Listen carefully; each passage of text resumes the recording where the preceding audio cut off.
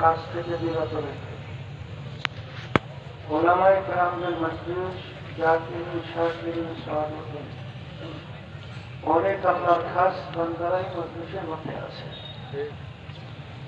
তাদের সঙ্গে জীবনের একটা সময় আল্লাহ রাব্বুল আলামিন কাটাবার সুযোগ করে দিয়েছে। শুকরিয়াটান সবাই বলি আলহামদুলিল্লাহ। অনেক লোকের কানে মাহফিলে দাওয়াত পৌঁছার পরেও অনেকের সুযোগ থাকা সত্ত্বেও মাহফিলে আসে না। আবার তালাশ করলে দেখবেন বহু দূর থেকে কষ্ট স্বীকার করে আমার অনেক ভাইরা মাহফিলে পাগলের মতো সুযোগ চলে আসে।